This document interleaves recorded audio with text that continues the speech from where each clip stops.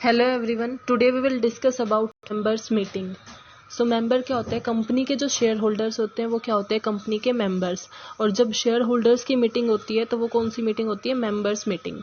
एक कंपनी में दो टाइप की मीटिंग हो सकती है, बोर्ड ऑफ डायरेक्टर की मीटिंग और members meeting. Board of director की मीटिंग कौन सी होती है? जब आपके जो डायरेक्टर्स हैं उनकी जो मीटिंग होती है जिसमें रेजोल्यूशन पास होते हैं उसको हम बोलते हैं बोर्ड ऑफ डायरेक्टर की मीटिंग। और जब ओनर यानी कि शेयर होल्डर्स की मीटिंग होती है तो उसे हम बोलते हैं मेंबर्स मीटिंग। कंपनी क्या है? जिसमें बहुत से शेयर होल्डर्स हैं, कलेक्टिवली वर्क करते हैं किसी ऑब्जेक्टिव को अचीव करने के लिए। कंपनी की अपनी एक सेपरेट एंटिटी होती है, लेकिन मेंबर्स क्या उसकी वर्किंग के लिए, उसकी ऑपरेशनैबिलिटी के लिए क्या करते हैं? डिसीजंस लेते हैं, डिस्कस करते हैं किस चीज़ के अंदर? मेंबर्स मीटिंग के अंदर। सो फर्स्टली हम देखेंगे कि मीटिंग क्या होती है। An organised occasion when number of people come together in order to discuss और डिसाइड समथिंग। कि एक मीटिंग क्या है? जो प्रॉपरली ऑर्गेनाइज्ड होता है, यानी कि उसका टाइम, उसका वेन्यू, उसकी डेट पहले से ही प्री फिक्स्ड होती है। और उसके बाद उसमें क्या होता है? नंबर ऑफ पीपल, लोग कलेक्टिवली उस किसी टॉपिक पे, किसी एजेंडा पे डिस्कस करते हैं और डिसाइड करते हैं किसी डिसीजन के रिगार्डिंग। और अगर हम एक कंपनी मीटिंग की बात करें तो कंपनी मीटिंग क्या होगी? एक कंपनी मीटिंग में coming together at least a quorum of members in order to transact either ordinary और special business of the company. कि जिसमें कंपनी के जो शेयर होल्डर्स हैं वो सब इकट्ठा होते हैं किसी एक पॉइंट पे डिस्कस करने के लिए, जो कंपनी के ऑर्डिनरी बिजनेस से भी रिलेट कर सकता है और स्पेशल बिजनेस से भी रिलेट कर सकता है। लेकिन एटलीस्ट अ क्योरम का मतलब क्या है? मिनिमम नंबर ऑफ मेंबर पहले से डिफाइन होते हैं कि कम से कम एक मीटिंग में इतने मेंबर्स तो होने ही चाहिए। अगर वो वहाँ प्रेजेंट नहीं है तो वो मीटिंग वैलिड नहीं होगी। तो कंपनी की मीटिंग क्या हुई कि मिनिमम नंबर ऑफ मेंबर जितने चाहिए होते हैं, जब उतने मेंबर्स मिलके किसी पॉइंट पे डिस्कस करते हैं, चाहे वो ऑर्डिनरी बिजनेस से रिलेटेड हो या स्पेशल बिजनेस से रिलेटेड हो, उसको हम बोलते हैं कंपनी मीटिंग। अब मेंबर्स मीटिंग भी क्या होती है? 3 टाइप की होती है: statutory meeting, annual general meeting and extraordinary general meeting. लेकिन उनको डिस्कस करने से पहले हम डिस्कस करेंगे कि मेन रिक्वायरमेंट्स क्या हैं एक वैलिड मीटिंग बुलाने की। कि कोई भी अगर एक वैलिड मीटिंग कन्वेन करना चाहता है तो उसके लिए मेन रिक्विसाइट्स, मेन रिक्वायरमेंट्स क्या होंगी? सबसे पहले प्रॉपर कन्वेनिंग अथॉरिटी। कि जो मेंबर्स मीटिंग है, चाहे वो एजीएम हो, ईजीएम हो, उनको जो बुलाता है उसकी एक अथॉरिटी प्रॉपर होनी चाहिए। मीन्स जिसके पास ये राइट है कि वो मेंबर्स मीटिंग बुला सकते हैं, उनका ड्राफ्ट नोटिस निकाल सकते हैं, उसी के पास क्या होना चाहिए? अथॉरिटी होनी चाहिए। और उसी अथॉरिटी से वो नोटिस पास हुआ होना चाहिए। फॉर एग्जांपल्स कि जो मेंबर की मीटिंग है उनके लिए नोटिस कहाँ ड्राफ्ट होता है? बोर्ड की मीटिंग में, बोर्ड ऑफ डायरेक्टर्स की मीटिंग में।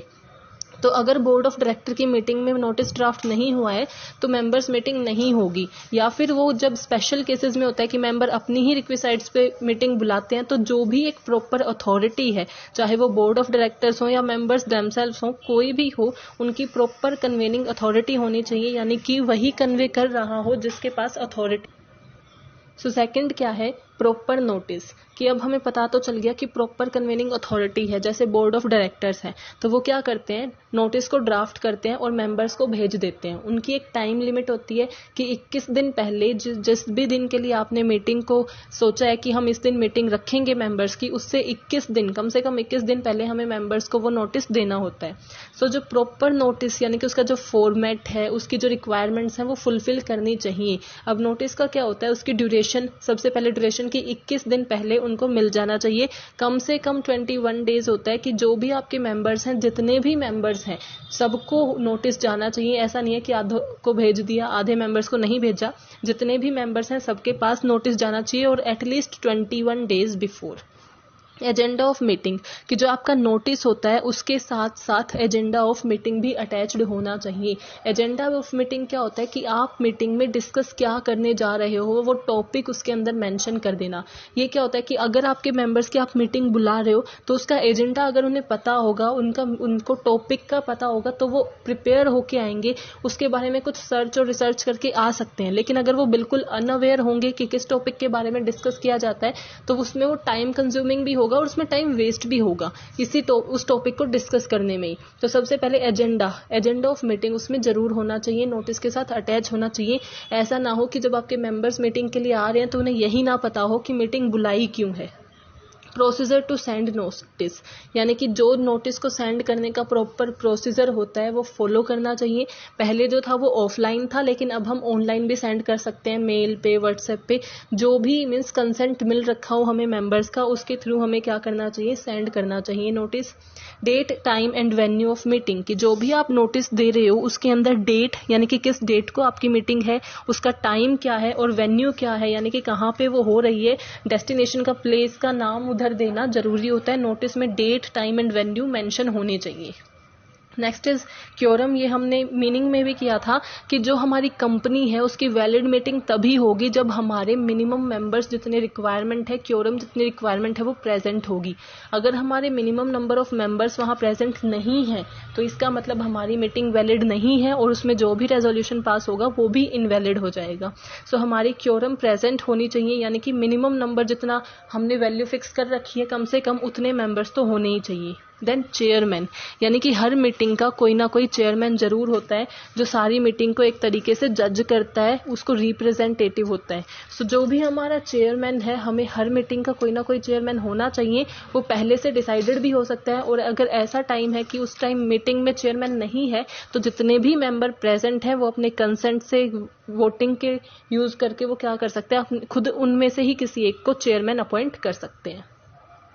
टाइप्स ऑफ मेंबर मीटिंग, अब मेंबर मीटिंग हमने डिस्कस किया था 3 टाइप की होती है, statutory meeting, annual general meeting and extraordinary general meeting.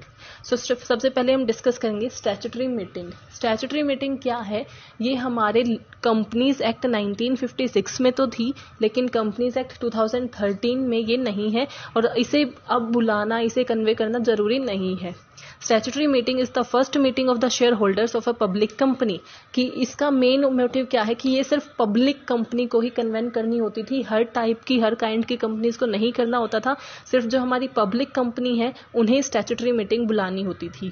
और ये क्या होती थी, फर्स्ट मीटिंग होती थी, यानी कि जो फर्स्ट मीटिंग, जब आपने एक कंपनी को इनकॉर्पोरेट किया, आपकी कंपनी ने बिजनेस कमेंस किया, उसकी जो फर्स्ट मीटिंग होगी उसको हम बोलते थे स्टैट्यूटरी मीटिंग। और वो स्टैट्यूटरी मीटिंग क्या थी, ऐसा नहीं है कि हर टाइम इंटरवल के साथ होगी कि 1 साल में, 2 साल में, ये एक ही बार होती थी कंपनी के पूरे लाइफ टाइम में, और that is the first time, first meeting. It must be held within a period of not less than 1 month or more than 6 months from the date of commence business, कि जैसे ही company को incorporation certificate मिलता है और वो अपने business को commence करती हैं, तो कम से कम, यानी कि 1 महीने से तो पहले नहीं बुला सकते आप स्टैट्यूटरी मीटिंग, और 6 महीने के बाद नहीं बुला सकते। 1 महीने के बाद और 6 महीने के पहले, इस टाइम के बीच में, यानी कि बीच में जो हमारे पास 5 महीने होते हैं, उनके बीच में हमें स्टैट्यूटरी मीटिंग को बुलाना होता था, क्योंकि ये लाइफ टाइम में, कंपनी की पूरी लाइफ टाइम में एक ही बार बुलाई जाती थी। It is held only once in the lifetime of a company, कि एक ही बार होगी जो हमारी फर्स्ट मीटिंग होगी। Statutory meeting abolished in company act 2013, या कि कंपनी का जो एक्ट आया 2013, उसमें इसके लिए कोई प्रोविजन नहीं था, और इसको अब बुलाना किसी भी कंपनी के लिए नेसेसरी नहीं है। ओनली पब्लिक कंपनी, सिर्फ पब्लिक कंपनी को क्या होती थी, ये मीटिंग बुलानी पड़ती थी, प्राइवेट कंपनी के लिए कोई नेसेसरी नहीं था। The report of statutory meeting known as statutory report, कि जब आपकी स्टैट्यूटरी मीटिंग कंप्लीट हो जाती थी तो उसकी एक रिपोर्ट प्रिपेयर की जाती थी, जिसमें आपने क्या अलॉटमेंट किया है, आपके अंडर राइटर कौन है, बोर्ड ऑफ डायरेक्टर क्या है, उनके नेम वगैरह मेंशन होते थे। तो जो वो रिपोर्ट प्रिपेयर की जाती थी, जो आरओसी के पास सबमिट करनी होती थी, उसको हम क्या बोलते थे, स्टैट्यूटरी रिपोर्ट। अब हमारी आती है एनुअल जनरल मीटिंग, यानी कि जो हमारी मेन 2 मीटिंग है वो है एजीएम एंड ईजीएम, क्योंकि स्टैट्यूटरी मीटिंग तो अब हमारे एक्ट में इसका कोई प्रोविजन नहीं है। An annual general meeting is yearly gathering of companies interested share holders, यानी कि कंपनी के जो मेंबर्स हैं, कंपनी के शेयर होल्डर्स की ईयरली जो गैदरिंग होती है, यानी कि साल में एक बार जब वो इकट्ठा होते हैं किसी पॉइंट पे डिस्कस करने के लिए, उसको हम बोलते हैं annual general meeting. At an AGM, director of the company present the company's financial performance and shareholder vote on the issue at hand, कि इसमें क्या किया जाता है, AGM में जो डायरेक्टर होते हैं, कोई भी हमारा एक डायरेक्टर भी हो सकता है, सेलेक्टेड डायरेक्टर भी हो सकते हैं, वो क्या प्रेजेंट करते हैं, हमारी कंपनी की फाइनेंशियल परफॉर्मेंस, यानी कि हमारा कैसा रहा, हमारी balance sheet, profit and loss account, कि हमारी कंपनी को लॉस रहा है, प्रॉफिट रहा है, या फिर कैसी सिचुएशन रही है, क्या हमारी फाइनेंशियल कंडीशन है, ये बताया जाता है। और शेयर होल्डर्स की वोटिंग मीटिंग होती है, रेजोल्यूशन जो भी पास होता है, रेजोल्यूशन का मतलब ही क्या होता है, यानी कि अगर आपको कोई डिसीजन लेना है तो उसके लिए हमारे शेयर होल्डर्स का कंसेंट देखना, उसके लिए वोटिंग की जाती है। अगर स्पेशल रेजोल्यूशन पास करना है तो कम से कम 75% जो हमारे मेंबर्स हैं उनकी कंसेंट होनी चाहिए, और ऑर्डिनरी रेजोल्यूशन में 51% होना चाहिए। Annual general meeting held once in a year, name ही सजेस्ट कर रहा है एनुअल, इट मीन्स कि वो साल में एक ही बार होगी, एनुअली होती है। It has to be held by each and every type of company. जैसे स्टैट्यूटरी मीटिंग का क्या था कि सिर्फ पब्लिक कंपनी को ही बुलानी होती थी, लेकिन एनुअल जनरल मीटिंग में ऐसा नहीं है। जिस भी टाइप की कंपनी हो, चाहे वो प्राइवेट कंपनी हो, लिमिटेड कंपनी हो, अनलिमिटेड कंपनी हो, जो भी कंपनी है, हर कंपनी को एनुअल जनरल मीटिंग बुलानी पड़ती है।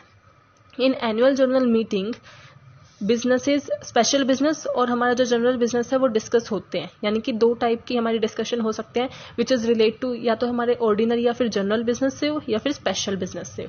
अब जनरल बिजनेस में क्या आते हैं, हमारे फाइनेंशियल अकाउंट हैं, बैलेंस शीट है, डिविडेंड के रिगार्डिंग जो डिस्कशंस होते हैं, जो मीटिंग होती है जिसमें ये डिस्कस किया जाता है। यानी कि हमारी एजीएम जो है वो वैसे तो एनुअली ही होगी, लेकिन वो किस बेस पे है, यानी कि उसका एजेंडा रिलेट किससे करता है, हमारे जनरल बिजनेस से करता है या स्पेशल बिजनेस से। अगर जनरल बिजनेस से करेगा इसका मतलब किस चीज के रिगार्डिंग डिस्कशन होंगे, हमारे balance sheet, profit and loss के रिगार्डिंग। लेकिन स्पेशल बिजनेस यानी कि आप कुछ अमेंडमेंट्स करना चाहते हो, कुछ ऑल्ट्रेशंस करना चाहते हो अपनी शेयर कैपिटल में, इन सब के रिगार्डिंग मीन्स जो हमारे फाइनेंशियल अकाउंट्स से अलग जो भी बिजनेसेस आ जाएंगे वो स्पेशल बिजनेस में आ जाते हैं। स्टैट्यूटरी प्रोविजन रिगार्डिंग एजीएम की, यानी कि एजीएम के रिगार्डिंग क्या क्या स्टैट्यूटरी पोजीशन जो हमारे रेगुलेशंस हैं जो हमें फॉलो करने होते हैं। Time interval for calling the meeting is maximum 15 month and first AGM should be held within the 18 month। यानी कि वैसे तो ये ईयरली होती है, लेकिन अगर हम, क्योंकि एक ईयर में 12 मंथ्स होते हैं, तो हमें जो मैक्सिमम लिमिट गिवन है कि कम से कम 15 महीने के अंदर अंदर मीटिंग बुला लेनी चाहिए। अगर आप 12 महीने से लेट हो जाते हो तो 15 महीने के अंदर अंदर बुला लेनी चाहिए, वरना वो आपके लिए क्वेश्चनेबल हो जाएगा, उस पर ट्रिब्यूनल भी एक्शन ले सकता है। तो कम से कम 15 महीने के अंदर आपको मीटिंग बुलानी होती है। फिर है एजीएम। एजीएम का क्या है कि आपकी जो फर्स्ट एजीएम होती है, जैसे आपकी कंपनी इनकॉर्पोरेट हुई, कमेंसमेंट हो गई, तो उसके लिए क्या है कि जो फर्स्ट एजीएम है आप 18 महीने के अंदर बुला सकते हो। ये आपको प्रोविजन दे रखा है कि फर्स्ट एजीएम क्या है 18 महीने के अंदर हो जाएगी, लेकिन आगे आने वाली हर 15 महीने में हो जानी चाहिए। ज्यादा से ज्यादा 15 महीने ही ले सकते हो, उससे ज्यादा आप नहीं ले सकते। 15 महीने क्या है आपकी मैक्सिमम लिमिट है। तो 18 मंथ्स के अंदर हमने अगर फर्स्ट मीटिंग बुलाई तो 18 मंथ्स में क्या हो जाता है कि वो कम से कम 1.5 साल हो जाता है। इसलिए जिस भी आप 18 मंथ्स में बुलाते हो जो आपकी फर्स्ट मीटिंग, तो नेक्स्ट ईयर आपको बुलाने की रिक्वायरमेंट नहीं होती, क्योंकि वो पहले ही 1.5 साल अपने अंदर कंज्यूम कर चुकी है। उसके बाद आप हर 15 महीने में या हर 1 साल में क्या करोगे, नेक्स्ट मीटिंग को बुलाओगे।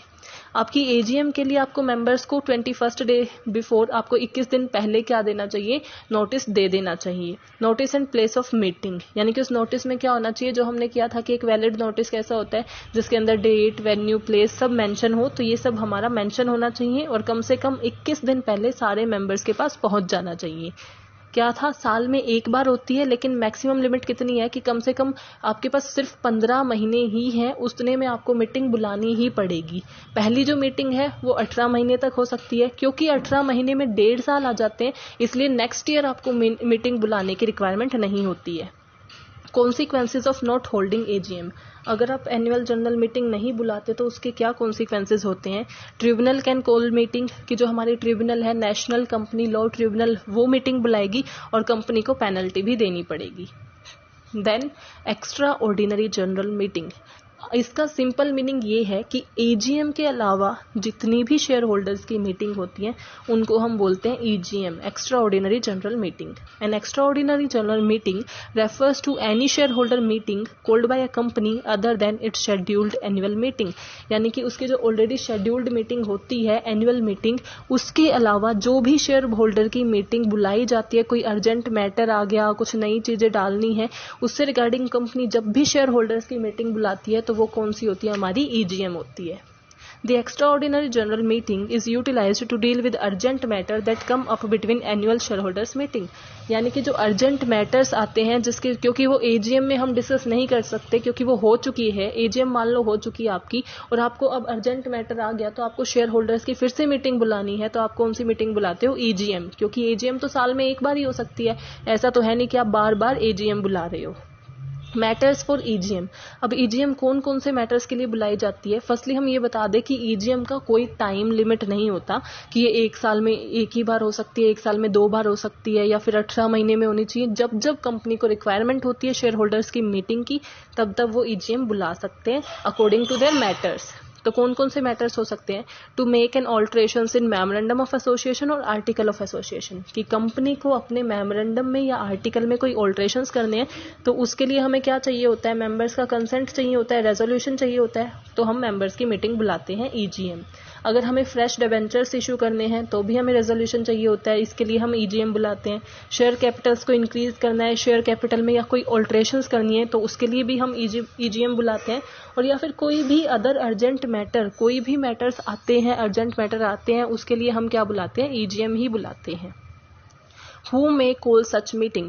अब ईजीएम को कौन कौन बुला सकता है, कौन कौन कन्वेंट कर सकता है? उसमें सबसे पहले हमारे बोर्ड ऑफ डायरेक्टर्स, क्योंकि board of director he member की मीटिंग के लिए नोटिस को ड्राफ्ट करते हैं, तो सबसे पहले ये अथॉरिटी होती है हमारे बोर्ड ऑफ डायरेक्टर्स के पास। वो अपनी मीटिंग में नोटिस को ड्राफ्ट करेंगे जो मेंबर्स को भेजा जाएगा ईजीएम के लिए।